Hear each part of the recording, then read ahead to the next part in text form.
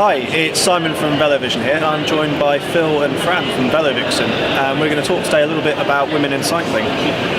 So could you tell us initially just a little bit about what VeloVixen is as a brand and where it fits into the industry? Well, VeloVixen, we call ourselves the home of women's cycling kit, and we like to think that's true in as much as we are the premier company focusing on a whole variety of kits, not just from individual brands, but from a whole selection of brands, large and small.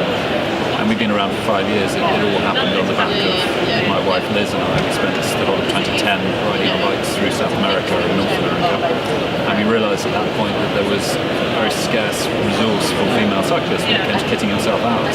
And indeed, the attitudes prevailing were not entirely, but quite widespread negative ones. And we went into a lot of bike shops who were doing a perfectly good job. They just had a slightly quirky approach to female visitors, both in terms of welcome and what they were offering. And that's what we're trying to put right. And you've been training for 5 years now, and have you seen much of an uptake in terms of engagement with the brand and how the products have sort of picked up in the marketplace? Yes, we have. I mean, we now have around 60 brands, and people are tending to come to us as a first port of call when it comes to selling women's kit, because they know that we have the speciality and the I suppose the market where people are starting to know us really quite well as being the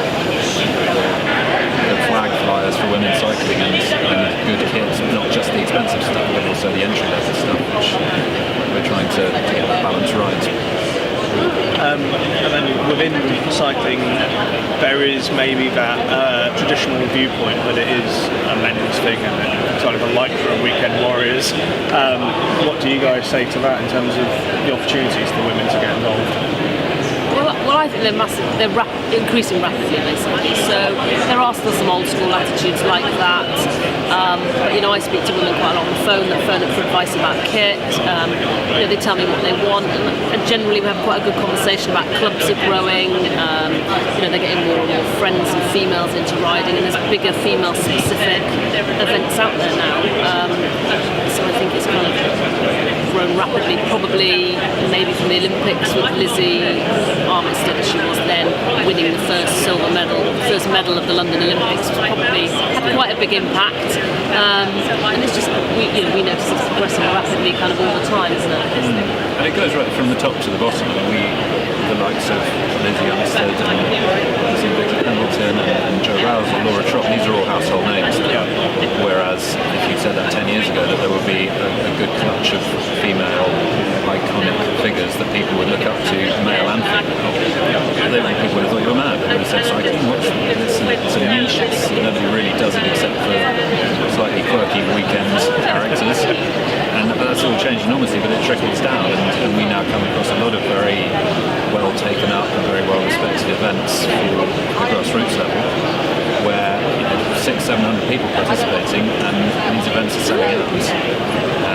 And it's not just that, it's just getting from A to B as well. And more and more people, women, are climbing on their bikes. British Cycling, Breeze, Cycling UK, these are all campaigns that have had a very positive impact on getting bums on saddles. And what we find very often is as soon as a woman, to generalise, which we shouldn't, but we do see this pattern that women will discover the joys of cycling, perhaps not having ridden their bikes in 10, 20 years. And very quickly they're entering events, they're going on holidays, they're buying kits, they're getting themselves, it becomes a passion very fast for all sorts of reasons. It's their health, it's the competitive instincts, perhaps it's learning a new skill, it's riding in teams and groups and entering events, it's keeping your weight under control. These are all positive things, environmental aspects, and increasingly the kit is coming along in line with that. So when we started out 5-6 years ago, many manufacturers would manufacture perhaps 90% of their kit for men, or even more. In some cases they manufacture nothing for women. But now, frequently it's more like a 70-30 or even a 60-40 balance, which is very encouraging. And you touched on ladies making contact with you. What are the sort of typical questions that are coming your way? Generally, this is the kind of riding I do, what should I wear? So we get everything from as generic as that to people phoning up being a bit more specific about sizing. But there's a lot of women out there that are just riding with one other friend and they're both new to it and they haven't got that confidence to maybe go into a local bike shop or to turn up to the local club, and they see us and they know that they can phone up and they'll get good service. I've been a cyclist for 23 odd years. I've either bought myself or I've tested most of the products that we sell in our warehouse, so I can give them a first-hand experience of, okay, if that's the kind of riding you do, you want this kind of short, or maybe that would be better for you. What's your price range? Talk about sizes. So they're also getting expertise from us, not just the shop that sells people. And one of the great things we find about dealing with a female marketplace customer base is that they are much less afraid to ask sensible questions than guys. I think we are prone to going, I know what I'm doing, I like the piece of kit, I'll buy it, it'll make me ride like Chris Froome or whoever. Clearly nonsense in 99.9% of the cases. Because if you're buying your kit, you're not that good anyway. Whereas fair point. women are very good at asking sensible questions and wanting to learn, and I think that's part of the reason that once they get a bit between their teeth, again generalising massively, but the acceleration to doing bigger, more testing, more challenging and more fulfilling things on bikes is very quick. And then in terms of not just really sort of women trying to get into cycling, because I think it's unreasonable to suggest that men shouldn't look up to women as role models as well. Are there any who you would particularly encourage anyone watching this and role models within women's cycling that might be worth a look? Well, there's quite a lot out there. I guess the key one for us is probably Joanna Rouse-Shand. She's gone from being an Olympic athlete to now owning her own coaching business. She's leading Breeze rides, so she's an elite rider, but is more than happy to take out novice women, teach them the ropes. So many people wouldn't give their time for that.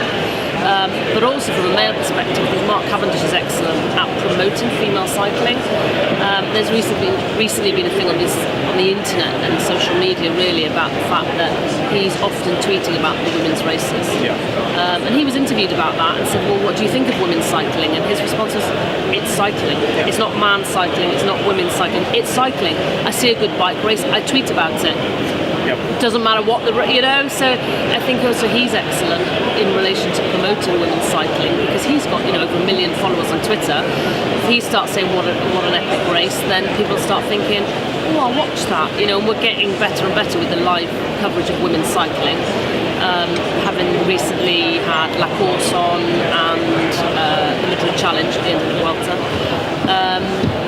It's also the other end of the scale, I think, because that's obviously the elite end. I think at the other end of the scale, there are over 1,000 Breeze riders who are week in, week out taking out groups of women who want to get into cycling. And when it comes to looking up to people, I think they are as important as anyone to think you are capable of, maybe I can only do 10 miles this week, but you've done 25 miles and you were doing 10 3 months ago. Going through the gears and seeing somebody you can aspire to in a much more sort of attainable way. It's about empowering women, isn't it? For me, it's about making them realise that they can achieve things that they probably thought they can't. Women naturally, personality-wise, often have sometimes a bit less confident, and it's just giving them that empowerment to say, give it a go, you might fall in love with it, and it doesn't matter if you're not good at it, because we're never good at anything when we start. You've got to work, and that kind of education, and It's also finding ways of doing it so that you're not, as a newbie, you're not freaked out by the safety aspects.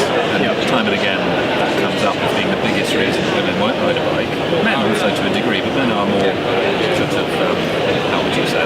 Gung-ho, I say, give it a go, kind of barrel in probably a bit more without second thought about the peripheral type things.